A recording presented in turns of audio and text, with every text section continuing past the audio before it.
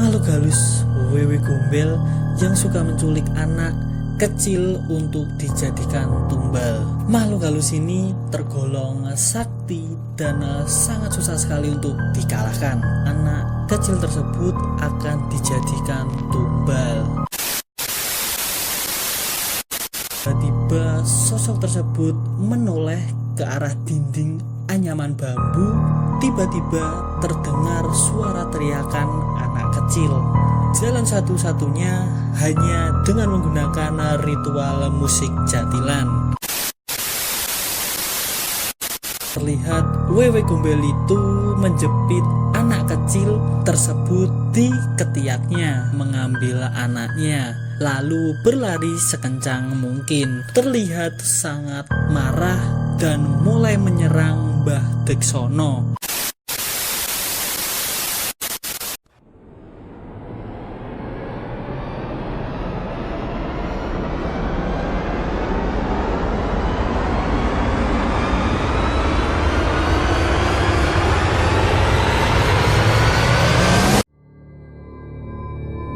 Assalamualaikum warahmatullahi wabarakatuh. Selamat datang kembali teman-teman di channel ini. Semoga kita selalu dilimpahkan kesehatan, keselamatan dan rezeki yang besar dan halal. Serta tak lupa saya ucapkan banyak-banyak terima kasih kepada teman-teman atas dukungan dari teman-teman yang sudah like, komen, dan subscribe di channel ini. Di video saya kali ini saya akan membawakan dan juga mengangkat kisah nyata misteri yang sangat menyeramkan sekali, yaitu tentang makhluk halus wewe gombel yang suka menculik anak kecil untuk dijadikan tumbal. Kisah nyata misteri ini saya dapatkan dari kakek saya sendiri, di mana beliau sering sekali menceritakan kejadian ini, bahkan sering mengulang-ulang ceritanya. Dan cerita ini didukung dengan teman-teman kakek saya yang sering bersilaturahmi ke rumah, dan mereka juga menegaskan bahwa ini benar-benar sebuah kisah nyata, sehingga sangatlah layak kisah nyata ini saya bawakan di channel saya dalam kisah misteri. Nah, seperti apa sih kisahnya dan bagaimana jalan ceritanya? Pokoknya jangan kemana-mana, tetap di channel Isa Labrar. Kisah misteri ini terjadi sudah sangat lama sekali dan terjadi di pinggiran kota Yogyakarta. Pada waktu itu masih di tahun 1954, dan dimana usia kakek saya masih menginjak 10 tahun. Suasana kampung kakek saya di waktu itu masih sangat sepi sekali. Dalam satu kampung, kata kakek saya, hanya ada 10 rumah saja, dan masih banyak tanah-tanah luas yang ditumbuhi pepohonan besar dan rindang. Pada waktu itu listrik belum masuk kampung, dan otomatis kalau malam hari suasananya sangat gelap dan mencekam sekali. Kakek saya bercerita pada waktu itu, dulu ada sebuah pohon randu yang sangat besar sekali di pojok kampung. Pohon tersebut terkenal sangat angker sekali, dan penunggu pohon tersebut berwujudkan wewe gombel. Ini bukanlah sembarang wewe gombel. Kata kakek saya, makhluk halus ini tergolong sakti dan sangat susah sekali untuk dikalahkan, dan sering membuat teror seisi kampung dan bahkan di satu kecamatan. Kakek saya mengisahkan di setiap tahun pas malam satu suro, dan sosok wewe gombel ini selalu berkeliling kampung dan bahkan sampai berbeda kampung, dan hanya untuk menculik anak-anak kecil yang kata kakek saya anak kecil tersebut akan dijadikan tumbal. Dan kalau teman-teman tahu, pasti ada pola yang selalu terjadi di setiap tahunnya. Jadi seperti ini, di setiap selesai atau setelah maghriban dan pas sekali dengan malam 1 Suro, apabila ada anak kecil yang masih bermain di luar rumah dan tanpa pengawasan dari orang tuanya, pasti anak kecil itu akan diculik oleh sosok hantu wewe gombel tersebut. Sembari sesekali kakek meminum teh manis yang ada di depannya, kakek saya lalu melanjutkan ceritanya. Terlihat di wajah beliau masih ada rasa-rasa trauma dan juga ketakutan di saat beliau mulai menceritakan kisah nyata ini, karena kejadian ini adalah benar-benar kisah nyata yang sangat mencekam dan bahkan masih sangat membekas di ingatan kakek saya. Pada malam itu, pas sekali memasuki malam 1 Suro, ayah dari kakek saya dan juga ibu dari kakek saya, kalau dalam istilah Jawa kita sering menyebutnya sebagai kakek buyut dan juga nenek buyut, atau juga bisa kita sebutnya sebagai simbah buyut. Pada malam itu, kakek buyut menyuruh kakek untuk tetap diam berada di dalam rumah. Suasananya pada waktu itu sangatlah gelap dan juga sangat mencekam sekali karena belum ada listrik dan hanya diterangi dengan lampu minyak tanah, atau biasanya juga kita sebut sebagai lampu semprong, dan diiringi dengan suara jangkrik dan juga suara burung hantu yang saling bersautan. Sungguh suasana yang sangat mencekam, kata kakek saya. Lalu sayup-sayup terdengar suara angin yang bergemuruh dan juga dibarengi dengan bau yang sangat apek dan amis sekali. Kalau kata kakek saya, mirip sekali dengan bau ikan lele yang masih hidup dan segar. Suara angin bergemuruh itu semakin lama semakin terdengar dengan sangat keras dan diiringi dengan bau apek dan juga amis yang sangat menyengat tadi. Suara angin yang bergemuruh dengan sangat keras tadi tiba-tiba berhenti di depan rumah kakek. Kakek menghela nafas panjang sesaat lalu melanjutkan kembali ceritanya.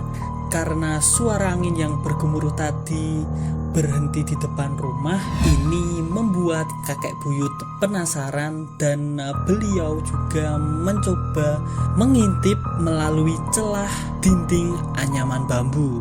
Dan kakek saya juga sangat penasaran ingin melihat sebenarnya sosok apa yang berhenti di depan rumah. Dengan mengumpulkan segenap keberanian, lalu kakek saya mencoba mengintip melalui celah-celah dinding anyaman bambu.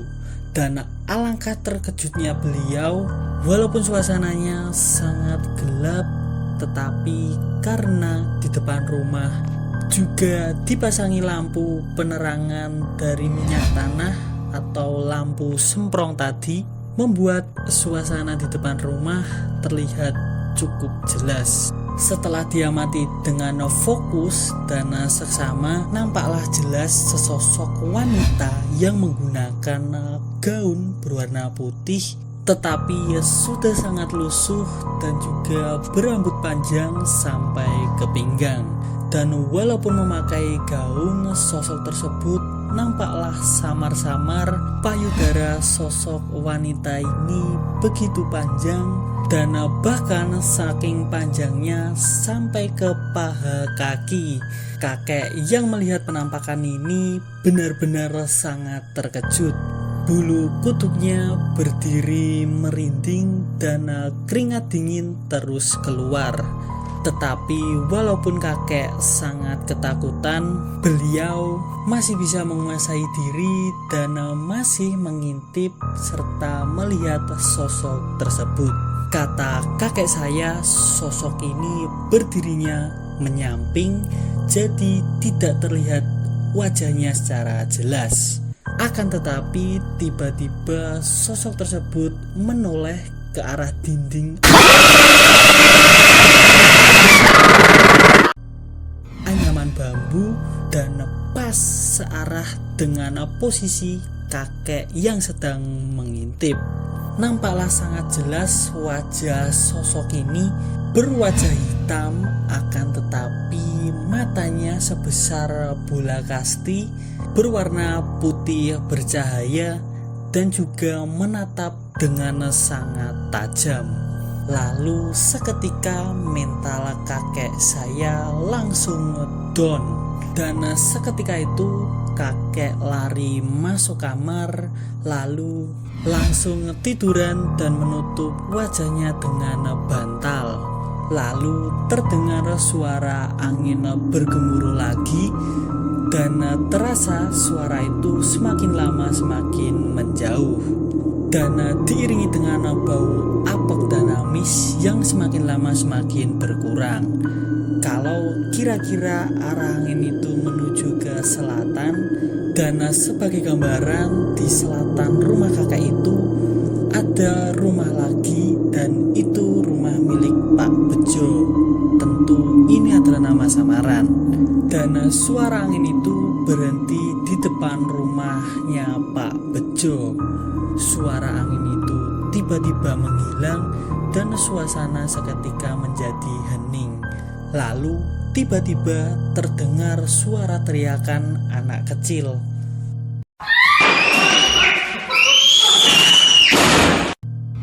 Lalu terdengar suara cekikikan wanita yang sangat mengerikan.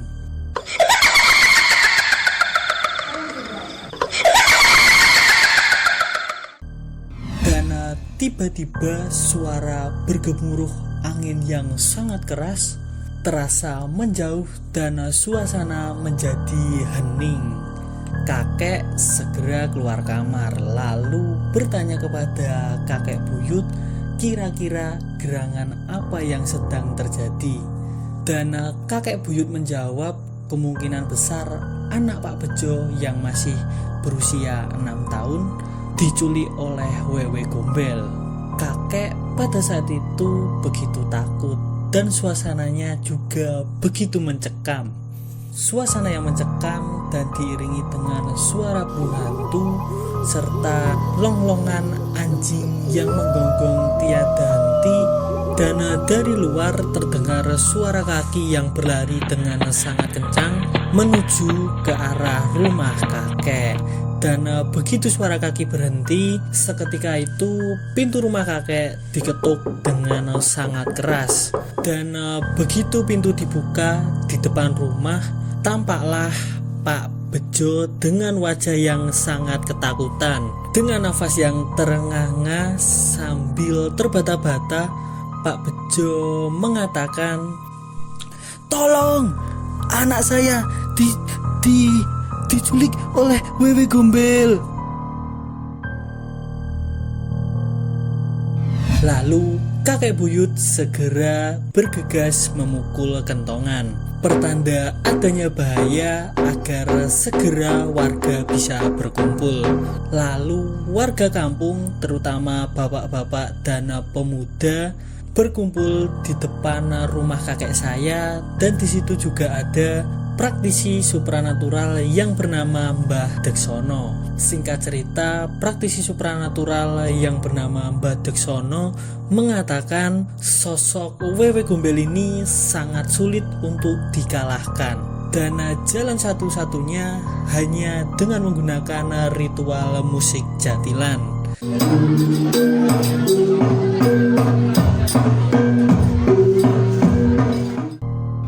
Yang dimainkan di bawah pohon randu tempat tinggal sosok Wewe Gombel tersebut. Sambil memainkan alat musik dan dengan ritual tertentu, insya Allah, kata Mbah Deksono, anak yang diculik tersebut bisa direbut kembali. Dengan arahan Mbah Deksono, alat musik jatilan, kembang, dan menyan juga disiapkan. Bapak-bapak dan pemuda kurang lebih sekitar 20 orang bersiap-siap untuk menuju ke lokasi pohon randu tersebut. Dan kata kakek saya, pada saat itu waktu sekitar jam 9 malam. Saat itu tepat jam 10 malam, rombongan yang dipimpin Mbah Deksono berangkat menuju lokasi pohon randu. Dan saat itu kakek saya juga ikut di rombongan. Singkat cerita, sampailah rombongan di lokasi pohon randu tersebut. Dan atas arahan Mbah Deksono, rombongan ini dibagi menjadi 2 kelompok. Yang satu berjumlah sekitar 10 orang memainkan alat musik, dan sisanya harus berjalan memutari pohon randu sambil membaca mantra-mantra khusus yang diajarkan Mbah Deksono. Lalu akhirnya Mbah Deksono memulai ritualnya dengan membakar kemenyan dan juga membacakan mantra-mantra khusus, membuat suasana pada saat itu begitu mencekam.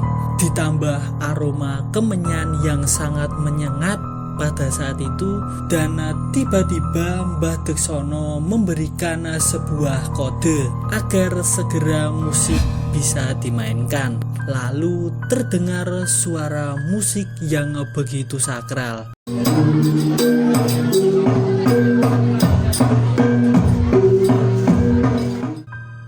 Sambil diiringi dengan musik jatilan yang begitu sakral, Mbah Deksono memberikan kode agar rombongan yang lain segera berjalan memutari pohon randu sambil membaca mantra-mantra khusus.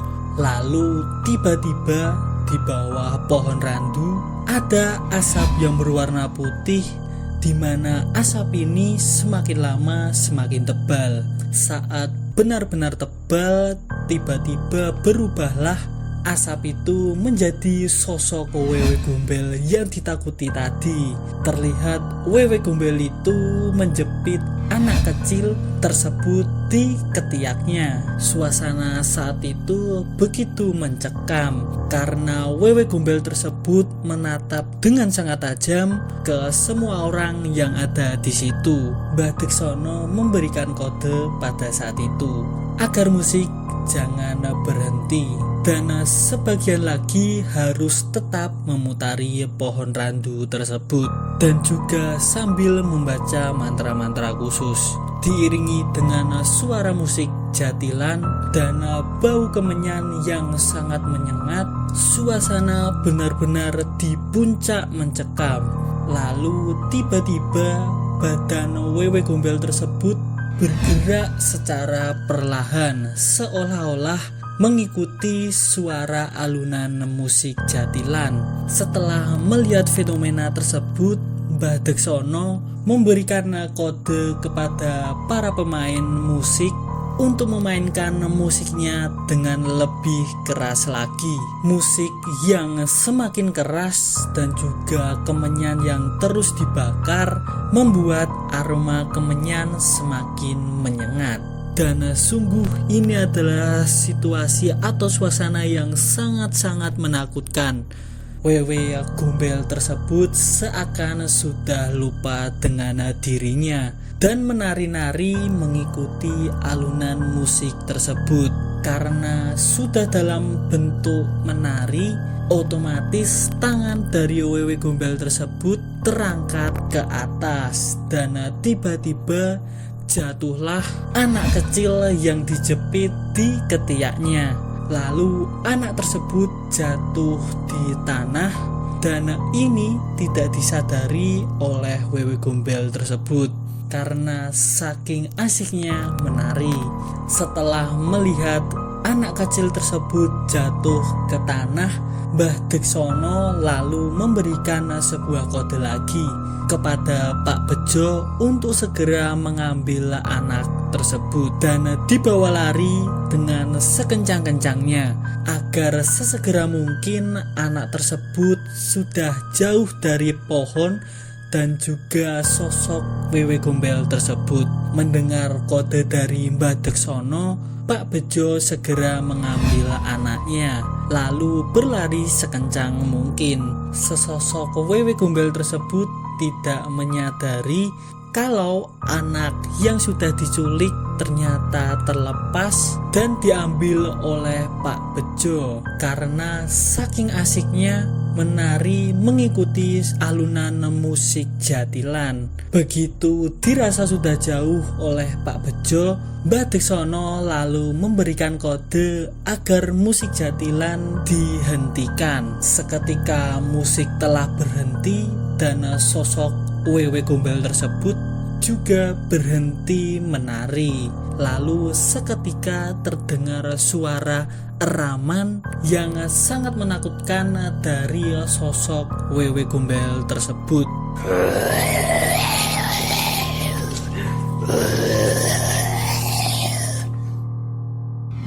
Dia menyadari kalau anak kecil yang diculiknya sudah terlepas dan sosok Wewe Gombel tersebut terlihat sangat marah dan mulai menyerang Mbah Deksono.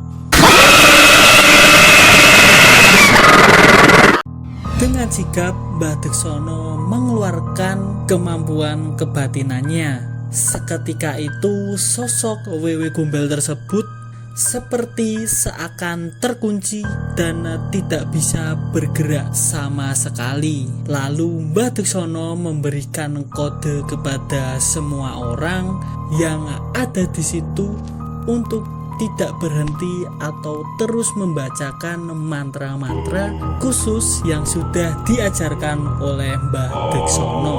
Terlihat sosok Wewe Gombel tersebut sangat kesakitan dan kepanasan, diiringi dengan suara geraman yang sangat-sangat menakutkan. Mantra-mantra terus dibaca dan akhirnya sosok Wewe Gombel tersebut berubah menjadi asap tebal yang semakin lama asap tersebut semakin tipis. Lalu akhirnya asap tersebut menghilang. Alhamdulillah, dengan pertolongan dari Allah Subhanahu wa Ta'ala, semua ini bisa berakhir dan anak yang dia culik oleh Wewe Gombel bisa diselamatkan. Akan tetapi seperti apa kondisi dari anak tersebut? Apakah anak tersebut masih bisa beraktivitas seperti biasanya atau ada hal lain yang harus juga ikut diselesaikan? Tunggu kelanjutan cerita ini di video part 2 minggu depan.